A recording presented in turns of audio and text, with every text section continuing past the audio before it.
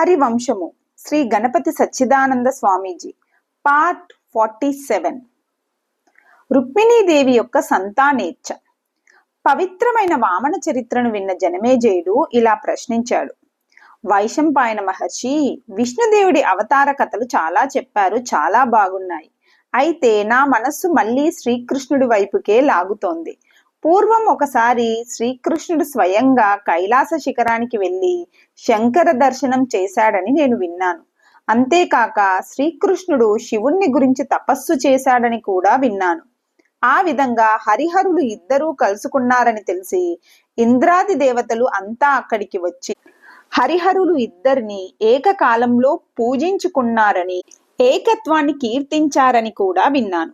ఈ కథా సందర్భాన్ని సమగ్రంగా దయతో నాకు వినిపించండి అని. ఆ ప్రశ్నకు సంతోషించిన వైశంపాయనుడు తన కథనాన్ని ఇలా కొనసాగించాడు. జనమేజయ, నువ్వు అడిగిన సందర్భం చాలా రహస్యమైనది, పవిత్రమైనది. దాన్ని వింటేనే చాలు, సమస్త శుభాలు కలుగుతాయి, స్వర్గం కూడా లభిస్తుంది. ఈ గాథలో అనేక ఉపనిషత్ రహస్యాలు నిగూఢంగా సమ్మిశ్రితమై ఉన్నాయి. అందుకే ఈ పరమ పవిత్ర గాథను గురు శుశ్రూష చేయని వారికి, తపస్సు చేయని వారికి, పుణ్యశీలం చేయని వారికి, అడగని వారికి చెప్పకూడదు. నువ్వు యోగ్యుడవి, ఇప్పుడు అడిగావు, అందుకే ఆ వివరాలు నీకు చెబుతాను, జాగ్రత్తగా విను. నరకసూరాది ప్రధాన రాక్షసులను శ్రీకృష్ణుడు సంహరించడం పూర్తయిపోయింది. శత్రువులు కొద్దిగా మాత్రమే మిగిలి ఉన్నారు. శ్రీకృష్ణుడు ద్వారకాపురంలోనే ఉంటూ భక్త పరిపాలనా కార్యక్రమం నిర్వహిస్తున్నాడు. అలాంటి రోజుల్లో ఒకనాడు రుక్మిణీదేవి శ్రీకృష్ణుడితో కలిసి ఏకాంతంలో ఉన్న సమయంలో ఇలా ప్రార్థించింది. నాథ, జగన్నాథ, నాకు ఒక విశిష్టుడైన పుత్రుణ్ణి పొందాలని ఉంది. ఆ పుత్రుడు బలంలోనూ, అందంలోనూ, తపస్సులోనూ నీతో సమానంగా ఉండాలి. యాదవులకు నాయకుడిగా ఉండాలి. సమస్త శాస్త్రాలలోనూ, విశేషించి రాజనీతిలో మహాపండితుడుగా ఉండాలి. దేవదేవా, నీకు సేవ చేసే దాసులకు ఏమి కోరితే అది ఇస్తున్నావు. నేను నీ భక్తురాలినైతే నా సేవ నీకు నచ్చితే నాకు అలాంటి పుత్రుణ్ణి ప్రసాదించు అని. శ్రీకృష్ణుడు ఆ మాటలు విని నవ్వి ఇలా అన్నాడు. దేవి, నువ్వు నాకు భక్తురాలివి అనటంలో సందేహమేమీ లేదు. అందుచేత నీ కోరిక తప్పకుండా తీరుస్తాను. పుత్రుడు అనే పదమే గొప్పది. పుత్ అనేది ఒక రకమైన నరకం. నరకం అంటే దుఃఖమే. దాని నుంచి తప్పించేవాడే పుత్రుడు. నిజానికి భర్తే భార్య ద్వారా పుత్ర రూపంలో జన్మిస్తాడు. అలాంటి పుత్రుడు సత్పుత్రుడైతే తల్లిదండ్రులకి స్వర్గం లభిస్తుంది. వాడే దుష్టుడైతే నరకం వస్తుంది. కనుక చెడు పుత్రుడు పుట్టడం కంటే అసలు పుత్రులు లేకపోవడమే మంచిది. కనుక ఉత్తమ దంపతులంతా మంచి పుత్రులనే కోరుకుంటారు. కానీ నువ్వు కోరుకున్న స్థాయిలో పుత్రుడు లభించాలంటే మాత్రం దానికి ప్రత్యేక తపస్సు చేయక తప్పదు. అందుచేత నీ కోరిక తీర్చడం కోసం వెంటనే కైలాస పర్వతానికి వెళ్ళి శంకర భగవానుడి గురించి తీవ్రమైన తపస్సు చేసి ఆయన దగ్గర నుంచి వరం పొందుతాను. శంకర భగవానుడి వరం ఉంటే తప్ప అంతటి సత్పుత్రుణ్ణి పొందటం సాధ్యం కాదు. ఈ తపస్సు చేయడం కోసం ముందు నేను బదరికాశ్రమానికి వెళ్తాను. అది ఉత్తమ తపస్సులకు నిలయం. కొందరైతే తమ శరీరాన్ని అక్కడే వదిలిపెట్టాలని దీక్షతో అక్కడికి వెళుతూ ఉంటారు. అది అంతటి మహాక్షేత్రం గనుక ముందు అక్కడికి వెళ్ళి అక్కడి నుంచి కైలాస పర్వతానికి వెళ్ళి శంకర భగవానుడి అనుగ్రహం సంపాదిస్తాను. నీ కోరిక తప్పకుండా తీరుతుంది అని. మర్నాడు తెల్లారాక శ్రీకృష్ణుడు అగ్నిహోత్రానుష్ఠానాది నిత్య కర్మలను పూర్తి చేసుకొని కొంతమంది బ్రాహ్మణులకు గోదానాలు, దక్షిణలు ఇచ్చి తన సభా మండపానికి చేరాడు. ఆనాడు ఆయన సభకు బలరాముణ్ణి, సాత్యకిని, కృతవర్మను, శుకసారుణ్ణి, ఉగ్రసేనుణ్ణి, మంత్రి అయిన ఉద్ధవుణ్ణి కూడా ఆహ్వానించాడు. ఆ సభలో శ్రీకృష్ణుడు ఇలా ప్రసంగించాడు. యాదవ శ్రేష్ఠులారా, నా తండ్రికి మిత్రుడువైన ఉద్ధవా, మీరంతా నా మాటలు కొంచెం శ్రద్ధగా వినండి. నేను చిన్నప్పటి నుంచి పూతనా సంహారం నుంచి ప్రారంభించి అనేక మంది రాక్షసులను, శత్రురాజులను సంహరించిన విషయం మీకు తెలుసు. ఇన్ని సంహారాలు చేసినా నాకు రాజ్యకాంక్ష లేదు. నేను ఉగ్రసేన మహారాజు గారికే పట్టాభిషేకం చేసిన సంగతి కూడా మీకు తెలుసు. మన శత్రువులలో ఇంకా కొంతమంది మిగిలి ఉన్నారు. వారిలో నరకాసురుడి పుత్రుడైన పౌండ్రక మహారాజు బలిష్ఠుడు. ఇతడు ఎప్పుడు నా మీద వైరంతో నా లోపాలు ఎక్కడ దొరుకుతాయా అని వెతుకుతూ ఉంటాడు. అతడి విషయంలో మనమంతా జాగ్రత్తగా ఉండవలసి ఉంది. నేను ఇప్పుడు కొన్ని కారణాల వల్ల కైలాస శిఖరానికి వెళ్ళి శంకరదేవుడి దర్శనం చెయ్యాలనుకుంటున్నాను. నేను నగరంలో లేనని తెలిస్తే ఆ పౌండ్రకుడు మన నగరం మీదికి దండెత్తే అవకాశం ఉంది. కనుక మీరంతా ఆయుధాలు ధరించి అప్రమత్తులై నగర రక్షణ చేస్తూ ఉండాలి. కోట ద్వారాలను మూసి ఉంచండి. మన రాకలకు పోకలకు కూడా ఒకే ఒక ద్వారాన్ని వాడండి. ఆ ద్వారంలో నుంచి వెళ్లే వాళ్ళకి వచ్చే వాళ్ళకి కూడా రాజముద్ర ఉన్న అనుమతి పత్రాలు ఉండి తీరాలి. అలాంటి పత్రాలు లేని వారిని లోపలికి అస్సలే రానివ్వద్దు. ఎవరూ వేట కోసం బయటికి వెళ్ళకండి. కోటకు బయట ఆటలు ఆడకండి. కొత్త ముఖాలు ఏవైనా కనిపిస్తే జాగ్రత్తగా పరిశీలించండి. నగర రక్షణకు ఇంకా అవసరమైన జాగ్రత్తలు అన్నీ తీసుకోండి. సాత్యకి, నువ్వు వీరులలో శ్రేష్ఠుడవి. నువ్వు నిరంతరము కవచం ధరించి ఆయుధాలు దగ్గర పెట్టుకొని నిత్యము యుద్ధానికి సిద్ధంగా ఉండు. రాత్రిపూట నిద్రమాని నువ్వే స్వయంగా కాపలా కాయి. నేను వచ్చేదాకా శాస్త్ర చర్చలు మొదలైనవి మానేసేయి. నగర రక్షణ బాధ్యతను స్వీకరించు. ఈ నగరం నవ్వుల పాలు కాకుండా చూడు అని. సాత్యకి ఆ మాటలు విని ఇలా అన్నాడు. శ్రీకృష్ణ, నువ్వు నిశ్చింతగా నీ పని మీద వెళ్ళు. నేను బలరాముడికి బంటులాగా పనిచేస్తాను. నువ్వు వచ్చేదాకా నువ్వు చెప్పిన జాగ్రత్తలన్నీ తీసుకుంటాను. అయినా ఈ చిన్న పనికి నీకు ఇంత ఆందోళన దేనికి?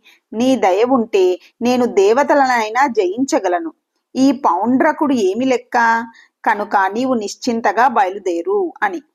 తర్వాత శ్రీకృష్ణుడు ఉద్ధవుడితో ఇలా అన్నాడు. ఉద్ధవా, నీవు యాదవ సామ్రాజ్యానికి ఉత్తమ మంత్రివి, విద్యావంతులలో అగ్రగణ్యుడివి. విషయమంతా విన్నావు కదా. ఇప్పుడు నువ్వేం చెయ్యాలో నీకే తెలుసు. నీలాంటి మేధావుల ముందు నేనేమి మాట్లాడగలను? అందుకే నీకు ప్రత్యేకంగా ఏమీ చెప్పడం లేదు. ఈ సందర్భంలో ఏం చెయ్యాలో అది నువ్వే చెయ్యి అని.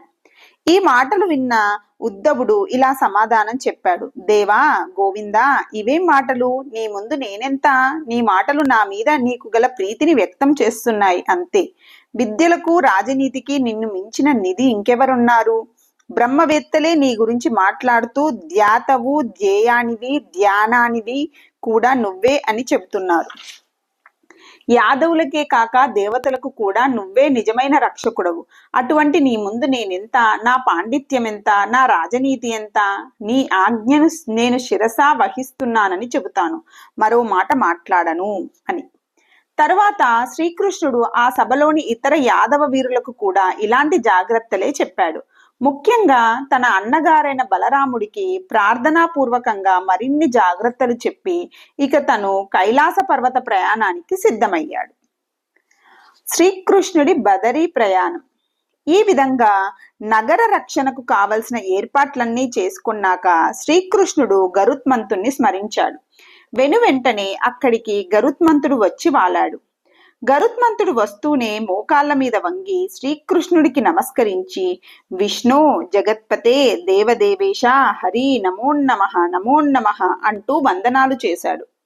శ్రీకృష్ణుడు గరుత్మంతుడికి స్వాగత సంకేతంగా అతడిని ఒకసారి తాకి, గరుడా, నేను త్వరగా కైలాసానికి వెళ్ళి శివుణ్ణి చూడాలనుకుంటున్నాను అన్నాడు. గరుత్మంతుడు చిత్తం స్వామి అంటూ ప్రయాణానికి సిద్ధంగా నిలబడ్డాడు. శ్రీకృష్ణుడు గరుత్మంతుడి మీదికి ఎక్కి దగ్గరలో ఉన్న యాదవులకు మీరు ఉండండి అని చెప్పి గరుత్మంతుణ్ణి బయలుదేరమన్నాడు. గరుత్మంతుడు తన రెక్కల గాలితో సముద్రాన్నే కాక దగ్గర ఉన్న పర్వతాలను కూడా కంపింపచేస్తూ వేగంగా ముందుకు సాగాడు. శ్రీకృష్ణుడు అలా కైలాసానికి బయలుదేరేసరికి ఆకాశంలో దేవతలు, గంధర్వులు, ఋషులు, సిద్ధులు, చారణులు మొదలైన వారు నమస్కారాలు పెట్టుకుంటూ స్వామి వెంట ఆకాశంలో నడిచి ఆయనను రకరకాలుగా స్తోత్రం చేయసాగారు. శ్రీకృష్ణుడు వాళ్ళందరినీ వెంటబెట్టుకొని హిమాలయంలోని బదరికా వనానికి చేరాడు. దానినే బదరికాశ్రమము అని కూడా అంటారు. దాని మహిమను గురించి పెద్దలు అనేక గాథలు చెబుతూ ఉంటారు. ఉదాహరణకు పూర్వం శ్రీ మహావిష్ణువు అక్కడే 10,000 ఏళ్లు తపస్సు చేసి తనను తాను నారాయణ మహర్షిగా, నర మహర్షిగా విభాగం చేసుకున్నాడట. దేవేంద్రుడు పూర్వం వృత్రాసురుణ్ణి సంహరించి ఆ బ్రహ్మహత్యా పాతకం పోయేందుకోసం గాను అక్కడే 10,000 ఏండ్లు తపస్సు చేశాడట. శ్రీరాముడు రావణాసురుణ్ణి సంహరించి ఆ పాపం పోవటం కోసం ఇంద్రుడి సలహా మేరకు అక్కడే తపస్సు చేశాడట. గంగా నది ఆ ప్రక్క నుంచి ప్రవహిస్తూ ఉంటుంది. ఎంతో మంది సిద్ధులు మహర్షులు ఇక్కడే తపస్సిద్ధిని పొందారు, ఇప్పటికీ పొందుతూనే ఉన్నారు. అనేక మంది మహర్షులు అక్కడే కావాలని అనేక యజ్ఞాలు చేస్తూ ఉంటారు. అంతెందుకు, ఈ క్షేత్రాన్ని స్మరిస్తే చాలు స్వర్గం లభిస్తుందని పెద్దలు చెబుతూ ఉంటారు. అక్కడ శత్రువులు కూడా మిత్రులైపోతారు. ఎంతో పుణ్యం ఉంటే గాని అక్కడ నివాసం చేసే అదృష్టం పట్టదు. దేవతలు పూర్వం అక్కడ తపస్సు చేసే వైకుంఠానికి ప్రయాణం చేయగల శక్తిని సంపాదించారు. అటువంటి ఆ బదరికావనంలో ఒక మునిపల్లెకు శ్రీకృష్ణుడు చేరాడు. మునిపల్లె అంటే కొంతమంది మహర్షులు కలిసి దూర దూరంగా పర్ణశాలలు వేసుకొని జీవించే గ్రామం వంటి ప్రదేశం. శ్రీకృష్ణుడు అక్కడికి చేరేసరికి సూర్యాస్తమయ సమయం అయ్యింది. అందుచేత అక్కడ ఉండే మహర్షులు చాలా మంది తమ అగ్నిహోత్రశాలలలో అగ్నులను జ్వలింపచేసి హోమాలు చేసే ప్రయత్నంలో ఉన్నారు. మరికొంతమంది మహర్షులు సంధ్యాకాల సమాధుల్లో మునిగి ఉన్నారు. మరికొంతమంది మహర్షులు శ్రీకృష్ణుణ్ణే ధ్యానిస్తున్నారు. పక్షులు కిలకిలా రావాలు చేస్తున్నాయి. విద్యార్థులు ఆవులకు పాలు పిండుతున్నారు. అటువంటి పవిత్ర సమయంలో ఋషిగణ దేవతాగణ సమేతుడై శ్రీకృష్ణుడు అక్కడ దిగేసరికి అగ్నిహోత్రాలు చేసుకుంటున్న మహర్షులంతా శ్రీకృష్ణుని గుర్తించి త్వరగా తమ హోమాలు పూర్తి చేసి పరుగు పరుగున స్వామి దగ్గరకు వచ్చి అర్ఘ్యపాద్యాదులు ఇచ్చి స్వాగతాలు పలికారు. శ్రీకృష్ణుడు వారి ఆదరానికి సంతోషిస్తూ చుట్టూతా పరికించి చూశాడు. ఆ తపస్సాధకులు అంతా చిత్ర విచిత్రమైన రీతులలో ఉన్నారు. ఉదాహరణకు, కొంతమంది దీర్ఘకాల సమాధిలో నిశ్చలంగా కూర్చొని ఉన్నారు. కొంతమంది తలలు పూర్తిగా జడలు కట్టి ఉన్నాయి. కొంతమంది తలలు నున్నగా గుండు కీయించుకొని ఉన్నాయి. కొంతమంది ఉపవాసాలు చేసి ఎముకలే కాక నరాలు కూడా బయటపడ్డాయి. కొందరి వంటిలో అసలు రక్తమే లేదు. కొందరు ఒట్టి కంకలాలలాగా ఉన్నారు. కొందరు నేల మీద పడ్డ ధాన్యం ఏరుకొచ్చి రాళ్లతో నూరుకొని తింటున్నారు. కొందరు ఆకులనే తింటున్నారు. కొందరు అసలు ఏమీ తినటం లేదు. కొందరు సంవత్సరానికి ఒకసారి ఆహారం తీసుకుంటున్నారు. కొందరు నిరంతరం వేద పారాయణాలు చేస్తున్నారు. కొందరు కేవలం శ్రీహరి స్మరణ చేస్తున్నారు. కొందరు నీటిలో నిలబడి తపస్సు చేస్తున్నారు. కొందరు శృతి స్మృతి విచారణ చేస్తున్నారు. వారిలో కొందరిని చూస్తే దేవేంద్రుడు కూడా భయపడిపోతూ ఉంటాడు. వీరిలో కొంతమంది పూర్తిగా ప్రసిద్ధులు. శ్రీకృష్ణుడు వీరందరినీ గమనిస్తూ సంతోషిస్తూ ఉండగా ప్రసిద్ధులలో వశిష్ఠ వామదేవాదులైన మహర్షులు 25 మందికి పైగా తమ ఆశ్రమాల నుంచి తరలి వచ్చి శ్రీకృష్ణుడికి అర్ఘ్యపాద్యాదులు ఇచ్చి భక్తితో రకరకాలుగా స్తోత్రాలు చేసి, దేవా, నీ రాకతో మేము కృతార్థులము అయ్యాము. మేము చేయవలసిన పని ఏదైనా ఉంటే చెప్పు, లేకపోతే మేము ఏదైనా తప్పు చేశామా చెప్పు అని చేతులు జోడించుకొని నిలబడ్డారు. శ్రీకృష్ణుడు వారి వినయానికి సంతోషిస్తూ, మీ అనుష్ఠానాలు బాగా సాగుతున్నాయా? మీ అగ్నిహోత్రాలు నిర్విఘ్నంగా ఉన్నాయా? మీ పరివారం కుశలమా? అంటూ వారిని అనేక రకాలుగా పలకరించి వారి ప్రార్థన మేరకు గరుత్మంతుడితో కలిసి ఆ రాత్రికి అక్కడే ఉండిపోయాడు. అక్కడి మహర్షులు వారు తినే నివార గింజలను కందమూల ఫలాలను స్వామికి ఆహారంగా సమర్పించారు. ఆయన కూడా వారి సమర్పణలను స్వీకరించి ఆ రాత్రికి విశ్రమించాడు. తెల్లవారాక శ్రీకృష్ణుడు అక్కడి మహర్షులతో మాట్లాడి పూర్వం శ్రీ మహావిష్ణువు తపస్సు చేసిన స్థలం ఎక్కడ ఉందా విచారించాడు. అది గంగానదికి ఉత్తర తీరాన ఉందని తెలిసింది. స్వామి స్వయంగా అక్కడికి వెళ్ళాడు. అక్కడ పురాతనమైన ఆశ్రమం ఒకటి కనిపించింది. శ్రీకృష్ణుడి బదరీ యాత్ర. శ్రీకృష్ణుడు ఇటు అటు పరిశీలించి ఖాళీగా ఉన్న ఆ ఆశ్రమంలోనే కూర్చొని మనస్సుని ఏకాగ్రం చేసి సమాధిలోకి ప్రవేశించేశాడు. స్వయంగా పరతత్వ స్వరూపుడైన శ్రీకృష్ణుడు ఏ తత్వాన్ని ధ్యానం చేస్తున్నాడో ఏమో గాని ఆయన మనస్సు పరిపూర్ణంగా ఆ తత్వంలో లీనమైపోయి గాలి లేని చోట దీపశిఖలాగా నిశ్చలమైపోయింది. పగలు అయిపోయి చీకటి వచ్చింది. అయినా శ్రీకృష్ణుడు కదలలేదు. అలాగే సమాధిలో ఉండిపోయాడు. ఇంతలో విచిత్రమైన 3 రకాల ఘోర శబ్దాలు వినిపించసాగాయి. ఒక రకం శబ్దాలు చంపండి, తినండి, పరిగెత్తండి, పట్టుకోండి, ఈ మృగాలను ఆనందంగా పీక్కు తినండి ఇత్యాదిగా వినిపిస్తున్నాయి. ఈ అరుపుల మధ్యలోనే ఇతడు విష్ణువు, ఇతడు కృష్ణుడు, ఇతడు హరి, ఇతడు ఈశ్వరుడు, ఇతడు అచ్యుతుడు, విష్ణుదేవా నీకు నమస్కారం, స్వామి మాధవ కేశవ నీకు నమస్కారం ఇత్యాదిగా వినిపిస్తున్నాయి. మరో ప్రక్క నుంచి సింహాల గర్జనలు, వేట కుక్కల అరుపులు, ఎలుగుబంటులు, పులులు, ఏనుగులు మొదలైన వాటి అరుపులు, భయపడి పారిపోతున్న చిన్న మృగాల కూతలు, ఇలాంటి శబ్దాలన్నీ కలగాపులగంగా వినిపిస్తున్నాయి. ఈ శబ్దాలన్నీ ఎంత భయంకరంగా ఉన్నాయంటే శ్రీకృష్ణుడంతటి వాడి సమాధికే భంగం కలుగుతోంది. ఆ విధంగా సమాధి భంగం అయ్యేసరికి శ్రీకృష్ణుడు కొంచెం విస్తుపోతూ అక్కడే కదలకుండా కూర్చొని, ఇదేమిటి, ఈ శబ్దాలు చాలా విచిత్రంగా ఉన్నాయి. ఒక ప్రక్క వేట గందరగోళం వినిపిస్తుంది, మరో ప్రక్కన నా స్తుతి వినిపిస్తుంది. ఈ శబ్దాలు ఎవరు చేస్తూ ఉండి ఉంటారు అని ఆలోచించసాగాడు. ఇంతలో ఆ చుట్టుప్రక్కల అంతా వేలకు వేల దీపాలు వెలిగాయి. పరిసర ప్రాంతమంతా పట్టపగలులాగా అయిపోయింది. ఆ వెలుగులో పరిశీలించి చూడగా చుట్టుప్రక్కల అంతా భయంకరమైన భూతాలు, ప్రేతాలు, పిశాచాలు తిరుగుతున్నాయి. అవే రకరకాల జంతువులను వేటాడుతున్నాయి. జంతువులను బాణాలతో చంపుతున్నాయి. వాటికి వేట కుక్కలు సహాయం చేస్తున్నాయి. చూస్తుండగానే ఆ పిశాచాలు, ఆ జంతువులు కూడా శ్రీకృష్ణుని చుట్టూ గుమిగూడి గోలగోలగా నానా శబ్దాలు చేస్తున్నాయి. మధ్య మధ్యలో శ్రీకృష్ణ స్తుతి కూడా చేస్తున్నాయి. శ్రీకృష్ణుడు మళ్ళీ ఆలోచించడం మొదలుపెట్టాడు. ఈ జనం, జంతువులు అంతా ఎవరి వారై ఉంటారు? ఈ భయంకర ధ్వని ఎక్కడి నుంచి వస్తోంది? ఈ జంతువులకు అంత ధ్వని చేసే శక్తి ఉందా? మధ్యలో నా స్తుతి చేసేవారెవరు? ఈ శబ్దాలన్నీ వింటుంటే నాకు కోపం రావటం లేదు, భయమూ వేయటం లేదు. పైగా మనస్సుకు ప్రీతి కలుగుతుంది. నాకు ప్రీతి కలుగుతోంది అంటే ఎక్కడో ఎవరికో ముక్తి వచ్చినట్లే కదా. ఆ ముక్తి పొందేవారు ఎవరు? శ్రీకృష్ణుడు ఇలా ఆలోచిస్తూ మామూలు మనిషిలాగా అలాగే కూర్చుండిపోయాడు. ఇంతలో ఆ పిశాచాల గుంపులో నుంచి 2 పిశాచాలు ఇంచుమించు శ్రీకృష్ణుడి ముందుకు వచ్చేశాయి. వాటి ఆకారాలే వింతగా ఉన్నాయి. ఉదాహరణకు అవి మరీ పొడుగ్గా ఉన్నాయి. వాటి ముఖాలు వికృతంగా ఉన్నాయి. జుట్టు ఎర్రగా ఉంది. నాలుకలు వేరాలుతున్నాయి.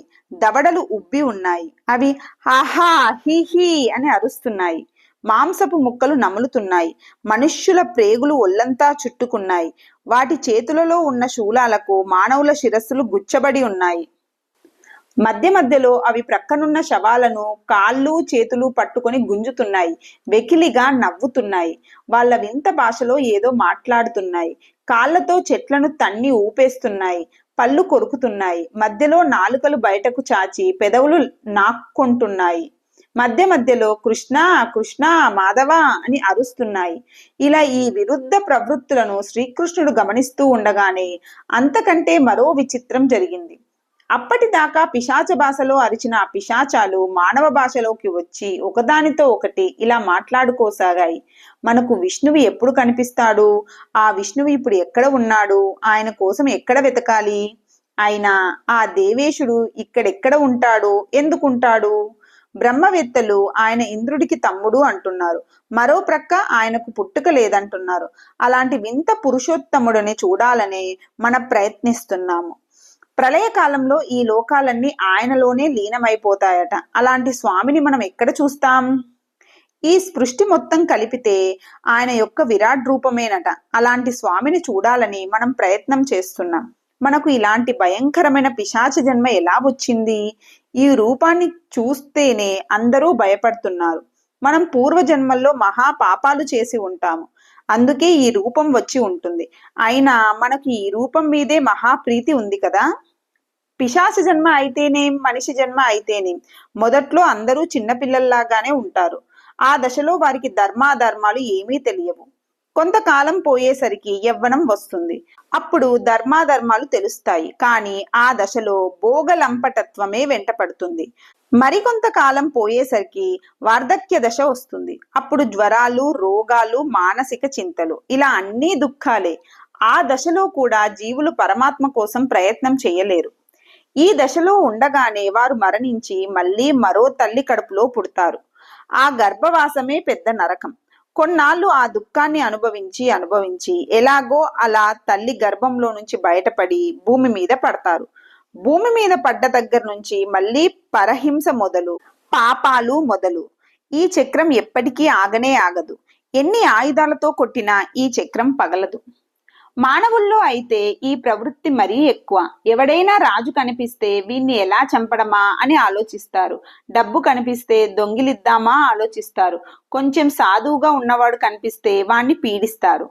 ఇలాంటి ఈ సంసార మహాచక్రానికి ఒకే ఒక వైద్యం ఉంది. అదే శంఖ చక్ర గదాధారి అయిన శ్రీ మహావిష్ణువు. మనం అన్ని విధాలా ప్రయత్నం చేసి ఆ శ్రీహరిని దర్శిద్దాం అని. ఆ భయంకర పిశాచాలు రెండూ అలా వింత వింతగా మాట్లాడుకుంటూ ఉంటే శ్రీకృష్ణుడు వింటూ మౌనంగా కూర్చున్నాడు. ఇంతలో ఆ పిశాచాలు రెండు చేతులతో కాగడాలు పట్టుకొని శ్రీకృష్ణుడికి ఇటు అటు నిలబడి సూటిగా ఆయనతోనే ఇలా మాట్లాడడం మొదలుపెట్టాయి. ఓ మానవ, నువ్వు ఎవరివి? ఎక్కడి నుంచి వచ్చావు? ఇక్కడికి ఎందుకు వచ్చావు? ఇది మహా క్రూర మృగాలు పిశాచాలు తిరిగే ఘోర అరణ్యం.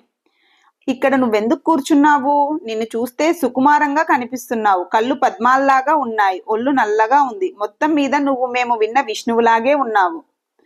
పోనీ నువ్వు వేరే ఏదైనా దేవజాతి వాడివా? నీ వాలకం చూస్తే ఇక్కడేదో ధ్యానంలో కూర్చున్నట్లుగా ఉంది. నీ విషయం ఏమిటో వివరంగా చెప్పు అని.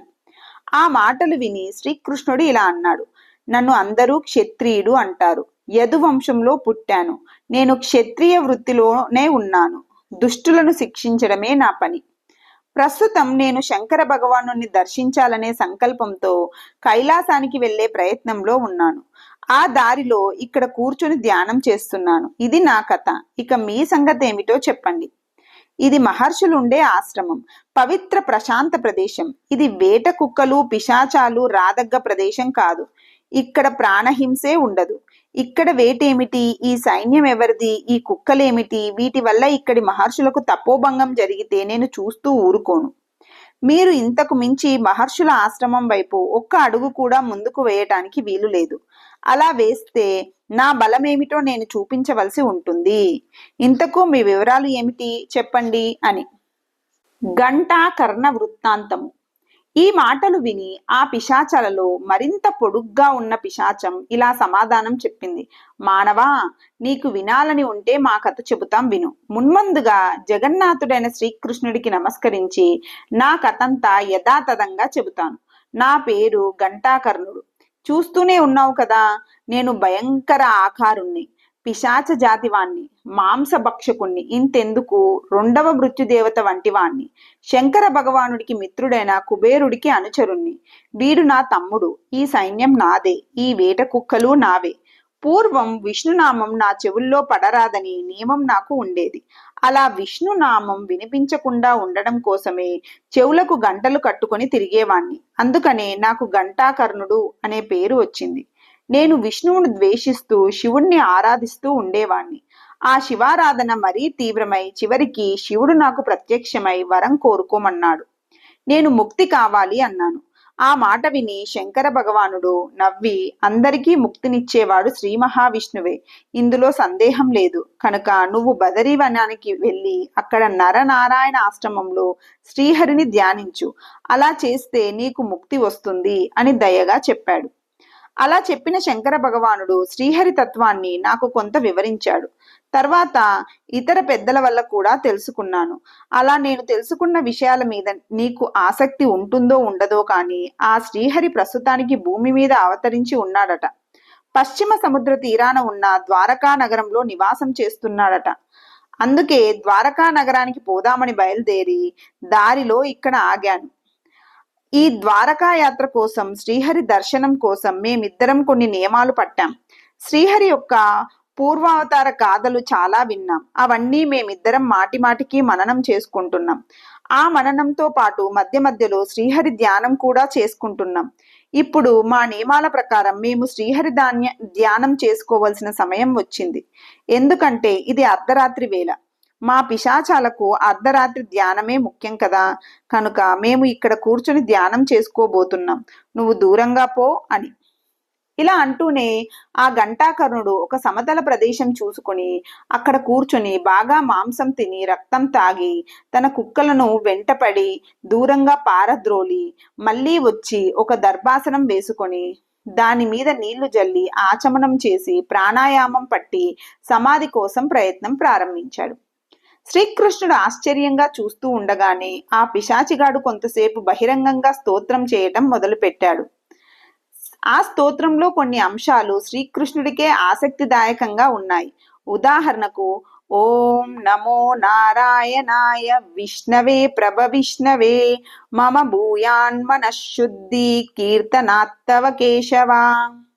ఓం నమో నారాయణ, ప్రభావశాలి అయిన శ్రీ మహావిష్ణువుకు నమస్కారం. ఓ కేశవ, నిన్ను స్మరించడం వల్ల నాకు మనశ్శుద్ధి లభించుగాక. ఓ గోవింద, ఇలాంటి పాడు పిశాచ జన్మ ఎవరికీ రాకూడదు. నాకు మళ్ళీ ఇటువంటి జన్మ అసలే రాకూడదు. ఈ పాడు పిశాచ శరీరాన్ని నీ చక్రంతో ముక్కలు ముక్కలు చేసేయి, కానీ నాకు మళ్ళీ జన్మనేది లేకుండా చూడు. దేవా, నువ్వు యాచకులకు కల్పవృక్షం వంటి వాడివి. అందువల్ల నిన్ను కోరిన కోరిక వ్యర్థం కాదు. అయినా ఏదైనా కారణం చేత నేను మళ్ళీ జన్మించవలసి వస్తే ఆ జన్మలో నా హృదయం నిండా నువ్వే ఉండాలి. నా నమస్కారాలన్నీ నీకే చేరాలి. ఆ జన్మలో నేను మరణించే క్షణంలో నాకు స్మృతి భ్రంశం కలగరాదు. అంటే ఆ క్షణంలో నా మనసు నీ మీదే నిశ్చలంగా నిలబడి ఉండాలి. వీడు పిశాచి వెధవ, దయలేని వాడు, పాపాత్ముడు అని నువ్వు మనసులో అనుకోరాదు. నీ దయ వల్ల నా ద్వారా ఎవరికీ పీడలు కలగకూడదు.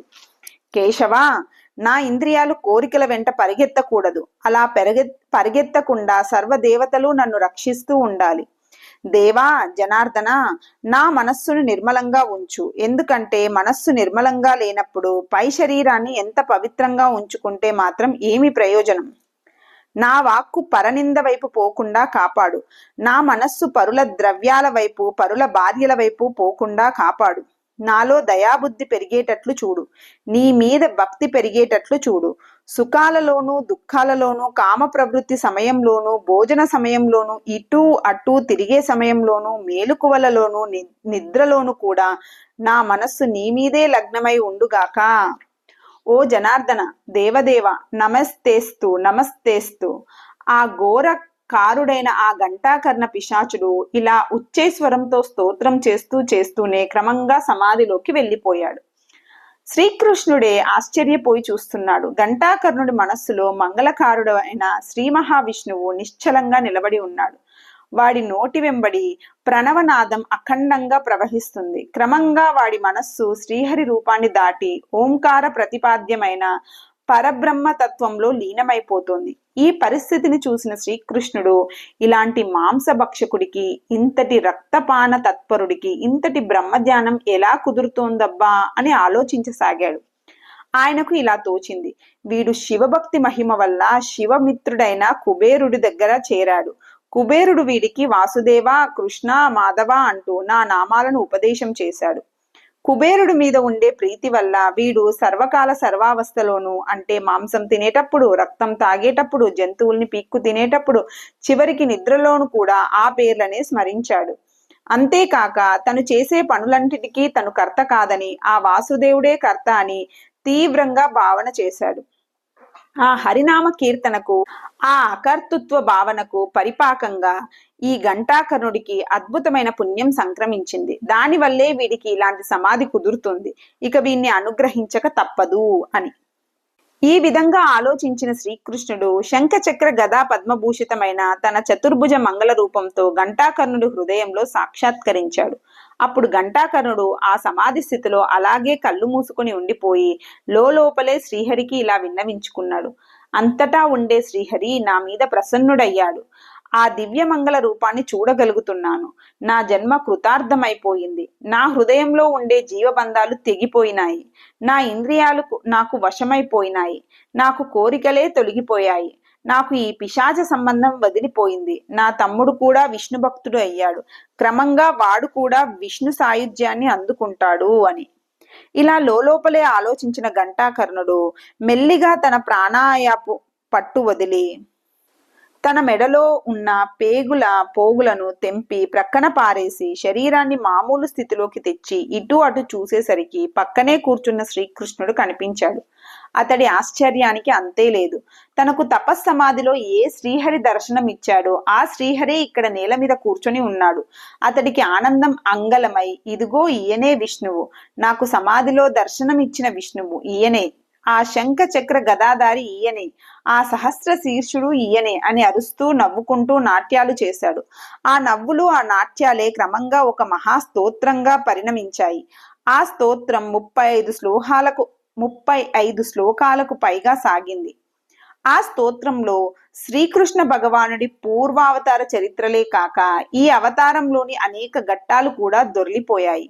ఆ స్తోత్రం చివరిలో ఘంటాకర్ణుడు ఇలా అన్నాడు: ఇదిగో శ్రీ మహావిష్ణువు ఇవాళ నా కంటికి కనిపించాడు. నేను కృతకృత్యుణ్ణి అయిపోయాను.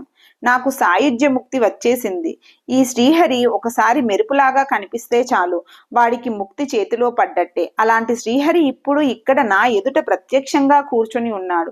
నేను పూర్వజన్మలలో ఏదో పుణ్యం చేశాను, అందుకే ఈ దివ్య దర్శనం లభిస్తోంది. ఆ స్వామికి ఇప్పుడు నేనేమివ్వాలి, ఏమివ్వగలను? స్వామి, నేను ఇప్పుడు ఏం చెయ్యాలో నువ్వే చెప్పు, యథేచ్ఛగా చెప్పు ఇలా అంటూ ఘంటాకర్ణుడు తన జన్మ స్వభావాన్ని బట్టి వికటాట్టహాసం చేసి భయంకరంగా నృత్యం చేశాడు.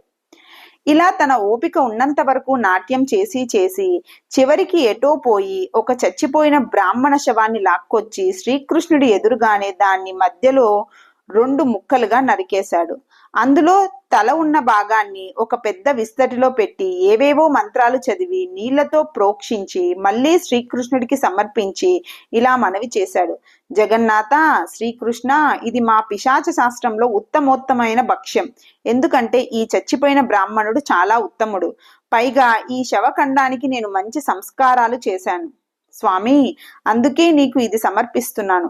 భక్తులు భక్తితో ఇచ్చిన కానుకను తమ వంటి వారు తిరస్కరించరాదు భగవాన్. అందుచేత మీకు అభ్యంతరం లేకపోతే మీరు ఈ ఉప ఆహారాన్ని వెంటనే ఆరగించాలి ఇలా అని ఆ ఘంటాకర్ణుడు మళ్ళీ వికటాట్టహాసం చేశాడు. శ్రీకృష్ణుడు వాడి భక్తి భావానికి సంతోషిస్తూ మనోహరంగా నవ్వి ఇలా అన్నాడు: ఘంటాకర్ణ, పిశాచ, నీకు నా మీద పరిపూర్ణంగా ప్రేమ ఉంది, అందులో సందేహం లేదు. కానీ నాకు కానుకలు ఇచ్చే పని పెట్టుకోకు. ఇలాంటి శవాలను మా బోటి వాళ్ళు ముట్టుకోకూడదు. మీరు పిశాచి జాతి వారు కనుక బ్రాహ్మణులను కూడా హింసిస్తూ ఉంటారు. కానీ బ్రాహ్మణ హింస నరకాన్ని తెచ్చిపెడుతుంది. నేను నిన్ను చూసి సంతోషిస్తున్నాను, కానీ నీ కానుక చూసి కాదు. నీ మనస్సు మాత్రం నిర్మలంగా ఉంది. నీ సమాధిలో మనశ్శుద్ధి కావాలని ప్రార్థన చేశావు, అందుకు సంతోషిస్తున్నాను. ఇలా నా దగ్గరకు రా ఇలా అంటూ శ్రీకృష్ణుడు ఘంటాకర్ణుణ్ణి దగ్గరకు పిలిచి తన అమృతమయ హస్తంతో పైనుంచి కింది దాకా మృదువుగా స్పృశించాడు. అంతే, ఆ ఘంటాకర్ణుడి రూపం చూస్తుండగానే మన్మదాకారంగా మారిపోయింది. ఆ ఉంగరాల జుట్టు, ఆ పొడుగైన చేతులు, అందమైన కళ్ళు ఇలాంటివన్నీ కలిపి చూస్తే అపర దేవేంద్రుడిలాగా ఉన్నాడు. తన రూప పరివర్తనకు, శ్రీకృష్ణ భగవానుడిలోని మహిమకు ఆశ్చర్యపోయి చూస్తున్న ఘంటాకర్ణుడితో శ్రీకృష్ణుడు ఇలా అన్నాడు: ఘంటాకర్ణ, నా నామాలు జపించి జపించి నీ పాపాలన్నీ పోయాయి. నా నామాలు జపించే వారికి, నన్ను ధ్యానించే వారికి లభించని శుభం అంటూ ఉండదు. పైగా నువ్వు నా కోసం ఘోరమైన తపస్సు చేశావు. అందువల్ల ఘంటాకర్ణ, నీకు తక్షణమే స్వర్గ నివాసం లభించుగాక. ప్రస్తుతం ఉన్న దేవేంద్రుడు జీవించి ఉన్నంత కాలం నువ్వు స్వర్గంలోనే ఉంటావు. ఆ తర్వాత నువ్వు స్వర్గం నుంచి సరాసరి నా సాయుధ్యాన్ని అందుకుంటావు. ఈ నీ సోదరుడు కూడా నువ్వు స్వర్గంలో ఉన్నంత కాలం నీతో పాటే ఉంటాడు. ఇవి నేను స్వయంగా ఇచ్చే వరాలు. ఇవి గాక నీ మనస్సులో ఇంకేదైనా కోరిక ఉంటే చెప్పు, అడిగినవన్నీ ఇస్తా, సందేహించకు అని. ఘంటాకర్ణుడిలో అంతర్గతంగా వేరే కోరికలు ఏమైనా ఉన్నాయేమోనని పరీక్షించడం కోసం శ్రీకృష్ణుడు అన్న మాటలకు ఘంటాకర్ణుడు బోల్తా పడలేదు. అసలు అతడికి శ్రీకృష్ణుడు తనను పరీక్షిస్తున్నాడన్న ఆలోచనే లేదు. అతడు అమాయకంగా ఇలా అన్నాడు: దేవా జనార్దన, నిశ్చలమైన భక్తి భావంతో మన ఇద్దరి ఈ సమావేశాన్ని స్మరించిన వారికి నీ మీద నిశ్చలమైన భక్తి కలుగుగాక. వారి మనస్సుకి ఏ దోషాలు అంటకుండుగాక. వారి మనస్సు పరిపూర్ణంగా పరిశుద్ధమగుగాక. ఇంతకంటే నాకు వేరే ఏమీ అక్కర్లేదు అని. శ్రీకృష్ణుడు ఆ వరానికి సంతోషించి, ఘంటాకర్ణ తథాస్తు, అక్కడ నీ కోసం దేవేంద్రుడు ఎదురు చూస్తున్నాడు, త్వరగా బయలుదేరు అంటూనే అక్కడ ఉన్న బ్రాహ్మణ శవాన్ని ముట్టుకున్నాడు. వెంటనే ఆ బ్రాహ్మణుడు బ్రతికి లేచి కూర్చున్నాడు. బ్రాహ్మణుడు లేవంగానే శ్రీకృష్ణుడు ఆయనకు పూజ చేశాడు. ఘంటాకర్ణుడు శ్రీకృష్ణుడి బ్రాహ్మణ భక్తికి ఆశ్చర్యపోతూ ఉండగానే దేవ విమానం వచ్చి ఘంటాకర్ణుణ్ణి అతడి తమ్ముణ్ణి స్వర్గానికి తీసుకువెళ్ళిపోయింది. ఇంతలో బ్రాహ్మీ ముహూర్తం రానే వచ్చింది. శ్రీకృష్ణుడు ఆ బ్రాహ్మణుణ్ణి కూడా తన స్థానానికి వెళ్ళిపోమని చెప్పి తను వచ్చిన మునిపల్లె వైపు చూశాడు. అక్కడి వారు అప్పటికే నిద్రలేచి అగ్నిహోత్రోపాసన ప్రారంభించే ప్రయత్నంలో ఉన్నాడు. శ్రీకృష్ణుడు వారి వైపు నడిచాడు. ఓ జనమేజయ మహారాజా, అద్భుతమైన ఘంటాకర్ణ వృత్తాంతం విన్నావు కదా. నీకు మనశ్శుద్ధి కావాలని అనుకుంటే ఘంటాకర్ణుడు చేసిన విష్ణుస్తుతి పఠిస్తూ ఉండు. దీని మహిమ అద్భుతమైనది. ఈ ఘంటాకర్ణ కృత శ్రీ విష్ణుస్తుతి హరివంశంలో భవిష్య పర్వంలో 82వ అధ్యాయంలో ఉంది. ఆ విధంగా కథ మధ్యలో స్తోత్ర మహిమను వర్ణించిన వైశంపాయనుడు శ్రీకృష్ణుడి యొక్క కైలాస పర్వత యాత్ర వృత్తాంతాన్ని ఇలా కొనసాగించాడు. అలా మునిపల్లకు బయలుదేరిన శ్రీకృష్ణుడు ఆ మహర్షుల దగ్గరకు వెళ్ళి తనకు ఘంటాకర్ణుడికి మధ్య జరిగిన సన్నివేశమంతా వారికి వివరించి చెప్పాడు. ఆ మహర్షులు అంతా ఆశ్చర్యచకితులై, దేవా, కేవలం నీ దర్శన మహిమ చేత ఎంత ఆశ్చర్యకరమైన కర్మ పరివర్తన జరిగింది అంటూ తమ ఆశ్చర్యాన్ని, ఆనందాన్ని వ్యక్తం చేశారు.